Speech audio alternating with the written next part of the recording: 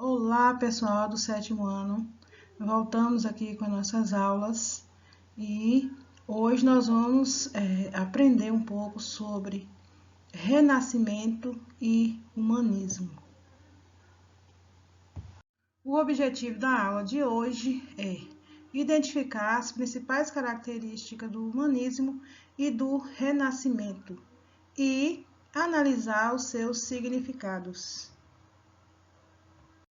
O Renascimento e o Humanismo foram movimentos culturais, literários e artísticos que se iniciaram em meados do século XIV e que até os dias de hoje nos fascinam.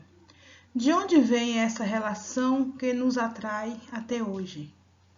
Nessa aula entenderemos melhor essa relação do passado com o presente. Vocês conhecem os personagens dessa capa de gibi? Eles foram criados por Maurício de Souza, um artista brasileiro lido em várias partes do mundo. A história foi inspirada na obra Romeu e Julieta. Quem nunca ouviu falar na obra de Romeu e Julieta, né? Escrita há vários séculos. Vocês sabem quem foi o autor de Romeu e Julieta? Por que será que uma obra tão antiga como Romeu e Julieta continua a nos encantar ainda hoje? Você sabe quem foi o autor dessa história? Pois bem, o autor da história Romeu e Julieta é o escritor renascentista William Shakespeare, que tem várias obras e dentre elas tem Romeu e Julieta, que foi adaptada aí para cinema, televisão e até para revista em quadrinhos. O Renascimento italiano é tido como um momento decisivo para o desenvolvimento da modernidade.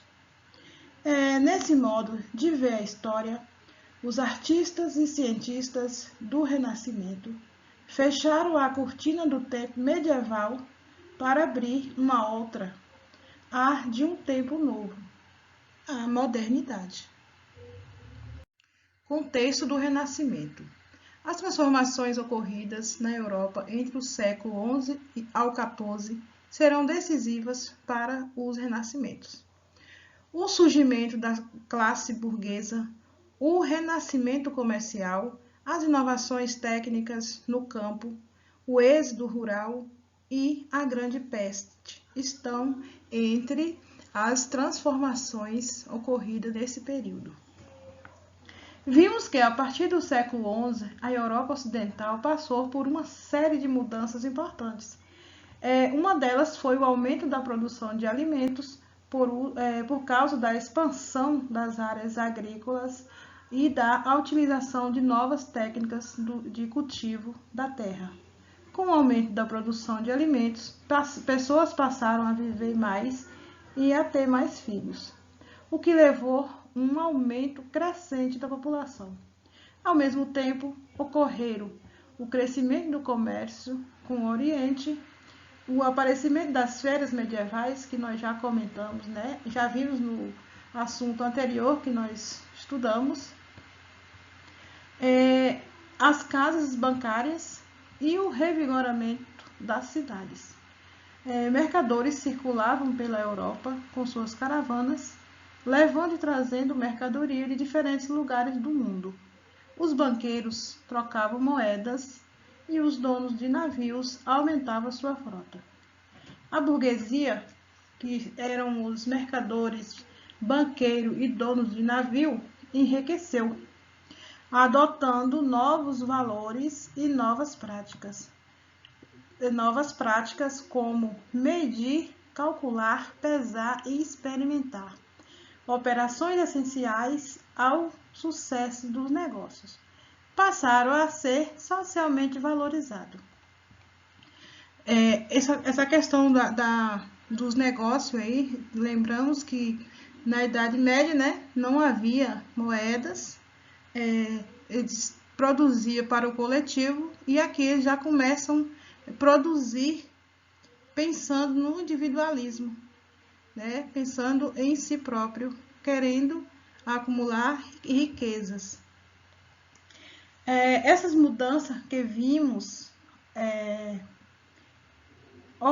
que vinham ocorrendo na Europa desde o século XI inspiraram uma nova visão de mundo, da arte e do conhecimento, e, ao mesmo tempo, criaram condições materiais para o surgimento do Renascimento, um movimento cultural intenso que começou no século XIV nas cidades italianas e propagou pela Europa e foi decisivo na formação do mundo moderno.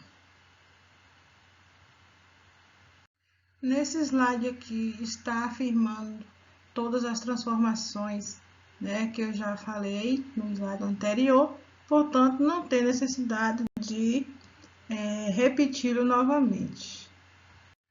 Texto de apoio, vamos refletir juntos. A história da cultura renascentista nos ilustra com clareza todo o processo de construção cultural do homem moderno e da sociedade contemporânea. Nele já se manifestam já muito dinâmicos e predominantes o individualismo, o radicalismo, o racionalismo e a ambição ilimitada, típicos de comportamentos mais imperativos e representativos do nosso tempo. Isso é bem claro na sociedade atual. As pessoas cada vez querem mais, nunca estão satisfeitos. Eles querem acumular riqueza ao tempo todo, não tem limite.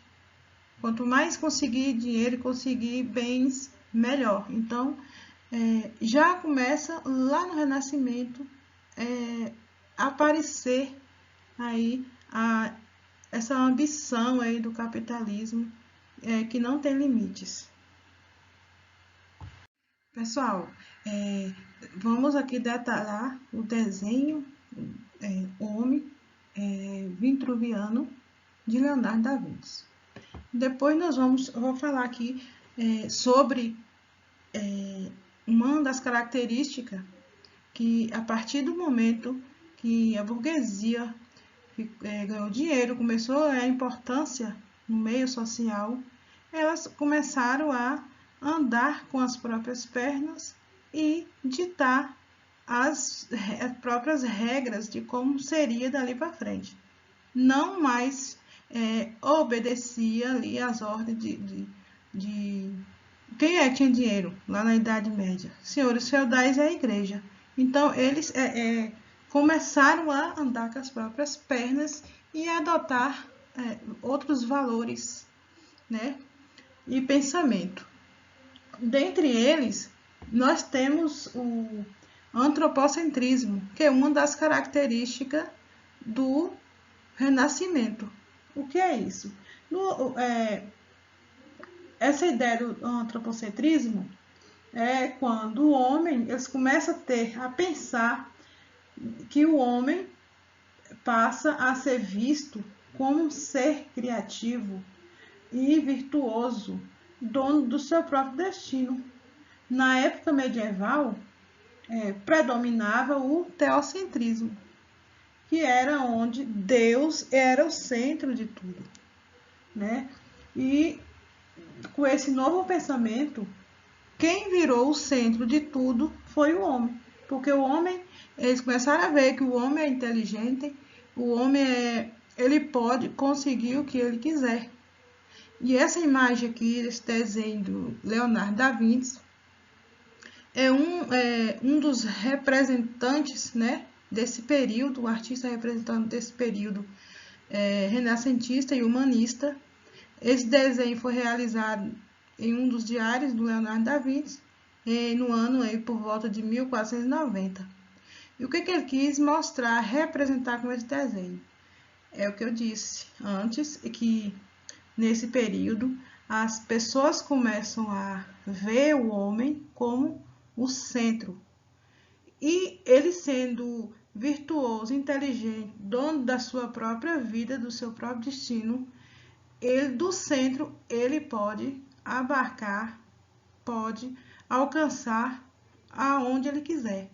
Vocês veem que aqui é uma imagem, um desenho, né, um globo, onde o homem está no centro e ele com os braços abertos, ele consegue alcançar toda a dimensão do globo.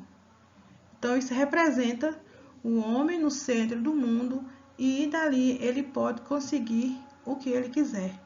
Afinal de contas, ele é virtuoso e dono do seu próprio destino. Outra característica do Renascimento foi a valorização do passado greco-romano. O que é isso?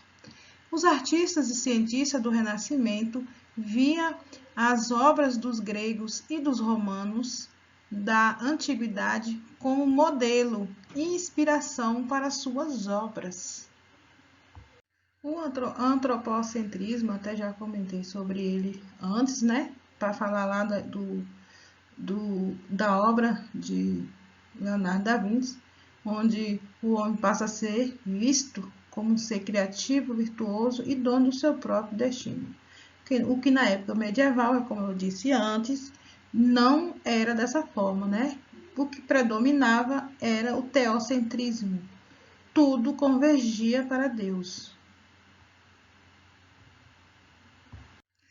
Individualismo. Atualmente, a palavra individualismo é usada muitas vezes como sinônimo de egoísmo. Na época do Renascimento, porém, essa palavra tinha sentido positivo. A pessoa individualista significava que essa pessoa tinha capacidade individual, talento e criatividade. Outra característica do Renascimento é essa que eu vou te falar agora. Uma nova visão de tempo, né? Os renascentistas, eles começaram a ter uma nova visão do tempo, né? Diferentemente da Idade Média, que o tempo era visto de outra forma, que eu vou falar para vocês agora. Para os renascentistas, o tempo pertence ao homem e este deve usá-lo para se aperfeiçoar, conhecer, experimentar e enriquecer, se esse for o desejo, né, do homem. Já na Idade Medieval, na visão medieval, né, o tempo pertence a Deus, por isso seria pecado emprestar dinheiro a juros, ou seja, cobrar pelo tempo em que o dinheiro esteve emprestado, né? Aí vocês veem que hoje em dia isso é muito praticado na sociedade atual, né? Pegar dinheiro. Quem nunca pegou um dinheiro emprestado? E quando você pega o dinheiro emprestado, quanto mais tempo você demora de pagar, mais você vai pagar, porque você vai pagar juros em cima daquele dinheiro que você tomou emprestado. Quer dizer, o tempo aí é dinheiro. Nossas considerações sobre a aula de hoje, né? Na aula de hoje, fizemos uma introdução sobre o Renascimento e suas principais características. Entendo melhor a importância desse movimento para uma nova tomada de mentalidade do homem moderno. Na próxima aula, seguiremos nosso caminho na trilha dos artistas renascentistas e sua importância histórica. Até breve, conto com vocês.